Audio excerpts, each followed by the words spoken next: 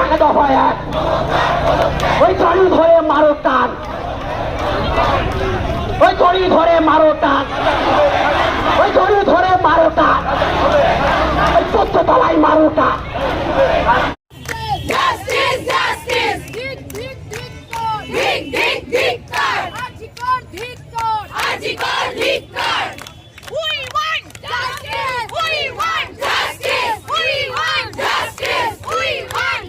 কথা আমরা জানাতে চাচ্ছি, এটা হুচুক না, এটা প্রতিবাদ।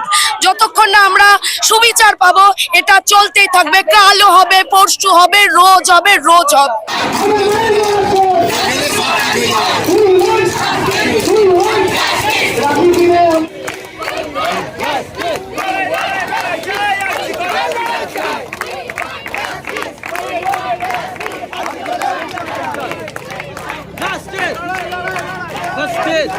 হলো কেন বলতে, এটা তো কন্টিনিউয়াস একটা প্রসেস।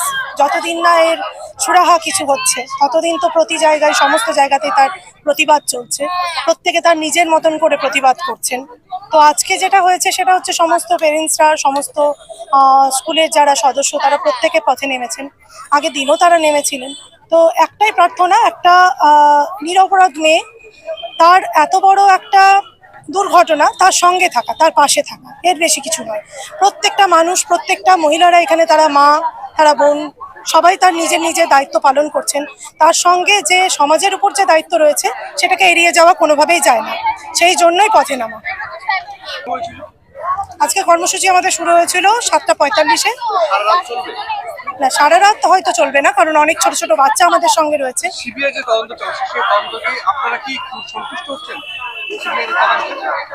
দেখুন, এটা বিচারাধীন ব্যাপার, তাই তো।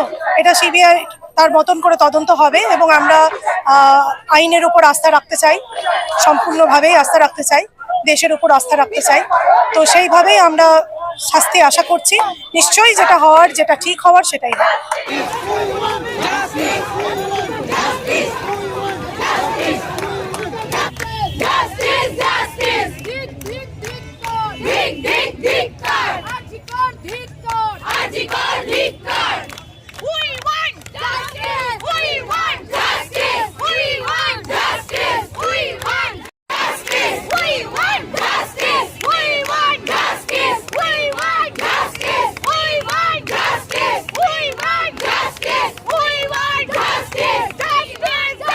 আমরা এই ধর্ষকদের উপযুক্ত বিচার চাই।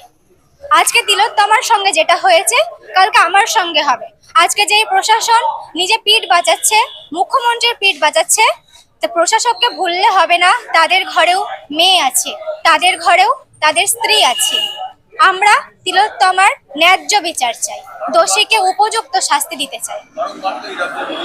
যতদিন না এর বিচার হবে, বারবার আমরা এই রাজপথে নামবো। আর এই যে রেপের ঘটনা এই প্রথম নয়, এর আগেও ঘটেছে। কিন্তু যেই রাজ্যের মুখ্যমন্ত্রী একজন মহিলা, সেই রাজ্যে এই ঘটনা কেন বারবার হবে? আর এভাবে কেন নৃশংসভাবে একজনকে ধর্ষণ করে হত্যা করা হবে? আর সে তো ছিল অন ডিউটি, সে রাস্তায় ছিল না। তাহলে আমাদের সেফটি কোথায়? মা বাবা অনেক কষ্টে পড়াশোনা শিখিয়ে ছেলে মেয়েদের উপযুক্ত করে, তারা চাকরি পায়, তারা কর্মক্ষেত্রে তারা নিজেরা সুরক্ষিত নয়। লক্ষ্মী ভান্ডার দিলে হবে না, বাংলার মেয়েদের, লক্ষ্মীদের নিরাপত্তা চাই।